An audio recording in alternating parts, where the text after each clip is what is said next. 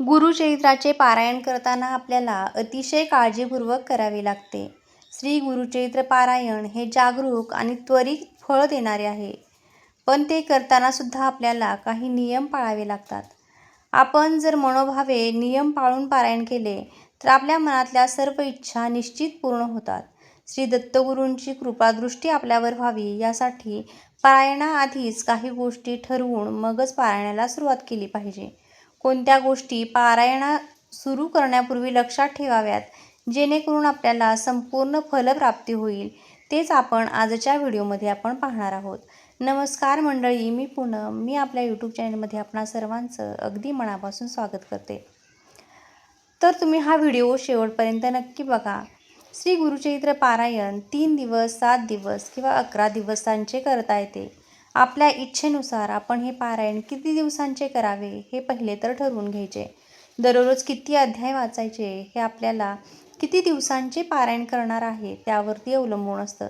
3 दिवसांच्या पारायणात दररोज 18 अध्याय, 7 दिवसांच्या पारायणात 7.57 अध्याय आणि 11 दिवसांच्या पारायणामध्ये दररोज 4.82 अध्याय वाचावे लागतात. जर तुम्ही दिंडोरी प्रणीत ग्रंथ वाचणार असाल तर त्याच्यामध्ये पहिल्या दिवशी किती अध्याय वाचायचे, दुसऱ्या दिवशी किती अध्याय वाचायचे, असं 7ही दिवस किती अध्याय वाचायचे या सगळ्या गोष्टींची माहिती दिलेली आहे. त्याच्यानंतर हे जे काही पारायण तुम्ही करणार आहात तर ते पारायण शनिवारी, गुरुवारी किंवा पुष्य नक्षत्र असल्यास चालू केले तर ते शुभ मानले जाते. गुरुचरित्र पारायणाची मांडणी कशी करायची? गुरुचरित्र पारायण एक अत्यंत शुभ आणि फलदायी पूजा आहे. श्री स्वामी समर्थ महाराज आणि गुरूंच्या कृपेसाठी केली जाते. या पूजेची मांडणी योग्यरित्या करणे गरजेचे आहे जेणेकरून आपल्याला पूजेचा पूर्ण लाभ मिळेल. पूजेची तयारी सर्वप्रथम आपले देवघर स्वच्छ धुवून आणि पुसून घ्या. पूजेसाठी लागणारे सगळे साहित्य एकत्र काढून घ्या. स्वच्छ कपडे, पाट किंवा चौरंग, स्वामी समर्थ महाराजांचा फोटो किंवा दत्त महाराजांचा फोटो, गुरुचरित्र ग्रंथ, दिवा, शुद्ध तूप, हळद, कुंकू, अक्षता, फुले, भस्म, तांदूळ आणि सुपारी, कलश, शंख, घंटा, आसन, नैवेद्य, दीप, अगरबत्ती, आरतीसाठी ताट, दानधर्म साहित्य, धान्य, वस्त्र, दक्षिणा इत्यादी सगळं साहित्य आपल्याला एकत्र घ्यायचं आहे. आधी दीप प्रज्वलित करून घ्यायचा. त्यानंतर शुद्ध तुपाचा दिवा प्रज्वलित करून त्याची पूजा करा. हळद, कुंकू आणि अक्षता वाहून फुले अर्पण करा. आपल्या पहिल्या 3 बोटांनी भस्म आपल्या कपाळाला, छातीला लावावं. कलश स्थापन शुद्ध पाण्याने भरलेला तांब्या घ्या. त्यामध्ये हळद, कुंकू, अक्षता आणि फुलं टाकावीत.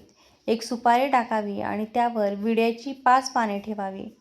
गणपती बाप्पांच्या शेजारी चौरंगावर थोडेसे तांदूळ ठेवा आणि त्यावर कलश स्थापित करावा. कलशावर खालून वर कुंकवाने रेषा काढाव्या आणि त्याची पूजा करावी. स्वामी समर्थ महाराजांचे पूजन. आपल्या देवघरातील दत्तगुरूंची मूर्ती जर नसेल तर सुपारी ठेवावी. तांब्याच्या देवपूजेचा प्लेटमध्ये थोड्याशा अक्षता घेऊन मूर्ती ठेवावी. दत्तगुरूंना शुद्ध पाणी, पंचामृत आणि पुन्हा शुद्ध पाणी घालून स्नान घालावे. त्यानंतर पुरुष सूक्ताचा अभिषेक करावा.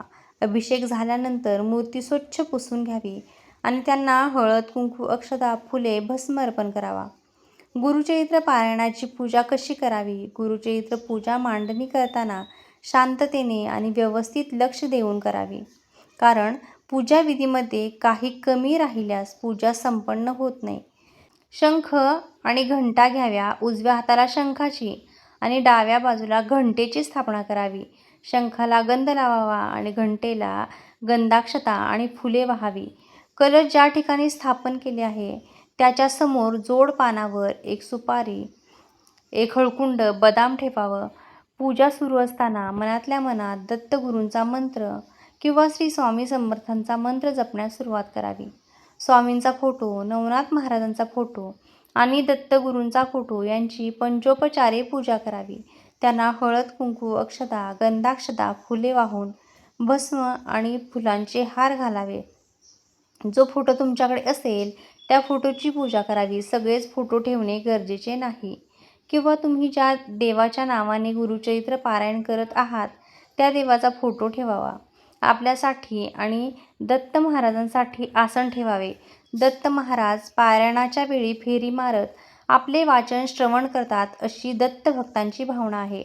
चौरंगाच्या पुढे एक पाट किंवा चौरंग ठेवावा. गुरुचरित्राच्या पोथीसाठी हे आसन आहे. रोज पोथी वाचन करताना या आसनावरच ठेवून वाचन करावे. पाटावर स्वच्छ वस्त्र ठेवावे. त्यावर थोडी अक्षता आणि गुरुचरित्राची पोथी ठेवावी. पोथीची पंचोपचारे पूजा करावी. म्हणजे हळद, कुंकू, अक्षता, गंधाक्षता, फुले वाहून सरस्वती नमः मंत्र जपावा. रोज वाचन सुरू करण्यापूर्वी पोथीची पूजा करावी आणि मगच वाचन सुरू करावे. पोथी उचलून हातात घेऊ नये. आसनावरच ठेवून तिचे वाचन करावे. वाचन झाल्यावर पोथी स्वच्छ वस्त्रात झाकून ठेवावी किंवा तशीच उघडी देखील तुम्ही ठेवू शकता. पण शक्यतो वाचन झाल्यानंतर गुरुचरित्राची पोथी ही झाकूनच ठेवली जाते. अखंड दिवा प्रज्वलित करावा आणि तो पारायणाच्या काळात विझू देऊ नये.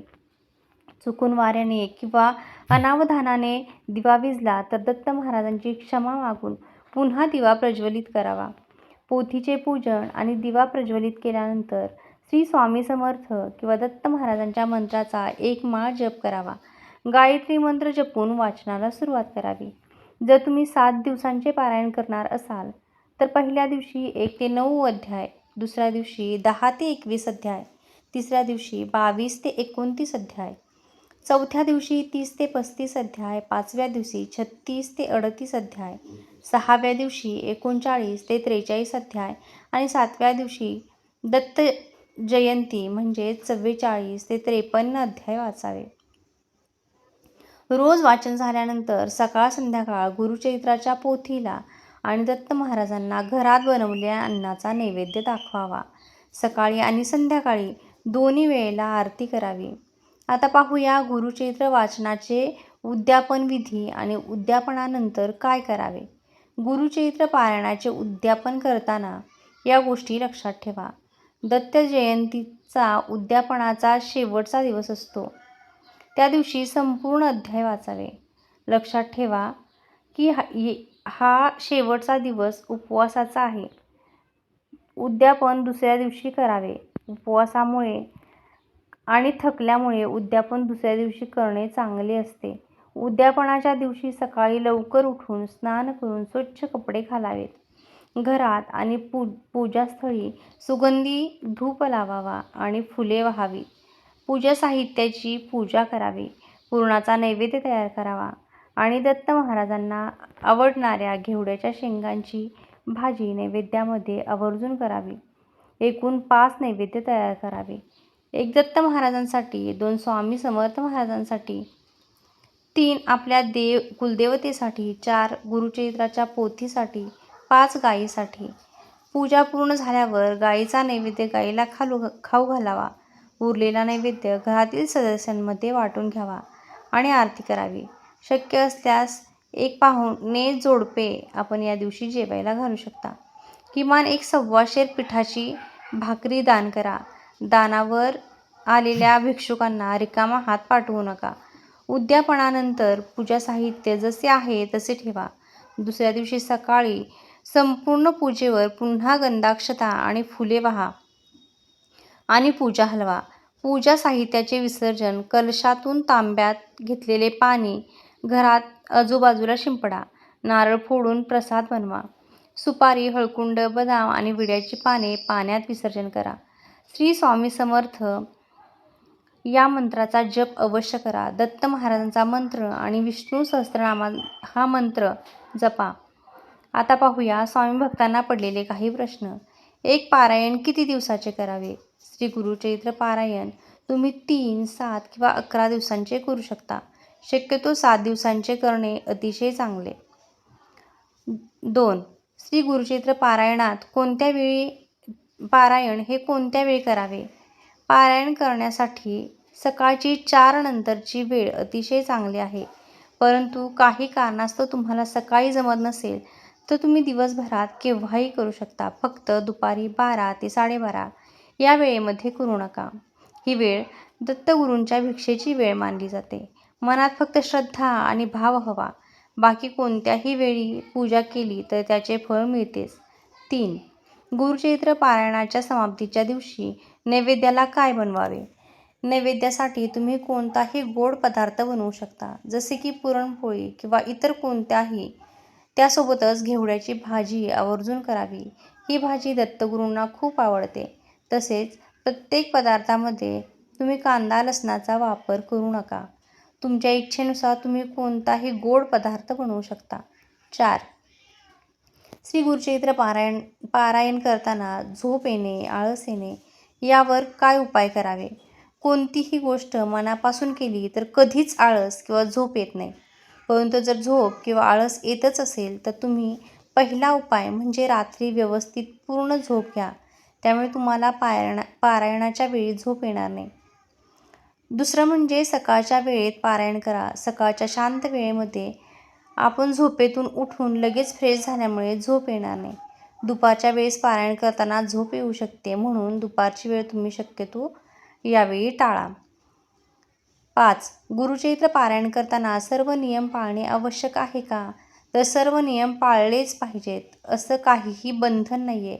परंतु आपल्याला जर शास्त्रशुद्ध पद्धतीनं पारायण करायचं असेल तर शक्य होईल तेवढे सर्व नियम पाळण्याचा प्रयत्न करावा.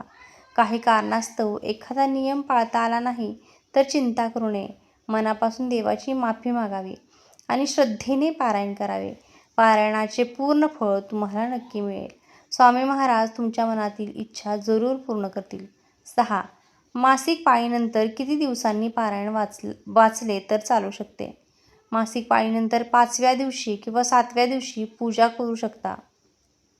हे आपल्या मासिक धर्मावर अवलंबून असते. पिरियड्स जास्त येत असतील तर किमान पूर्ण शुद्धी झाल्यानंतरच पारायण करावे आणि कमी येत असतील तर तुम्ही 5व्या दिवशी केस धुवून पारायण करू शकता. 7. श्री गुरुचरित्र पारायण हे कोण कोण करू शकतं? तर श्री गुरुचरित्र पारायण हे स्त्री पुरुष दोघेही करू शकतात. अशी ही गुरुचरित्राविषयीची संपूर्ण माहिती साध्या आणि सोप्या पद्धतीने मी तुम्हाला सांगितलेली आहे. जर तुम्हाला हा व्हिडिओ महत्त्वपूर्ण वाटला, व्हिडिओ आवडला तर व्हिडिओला एक लाईक करा, हाईप करा आणि चॅनेललाही सबस्क्राईब करायला विसरू नका. श्री स्वामी समर्थ.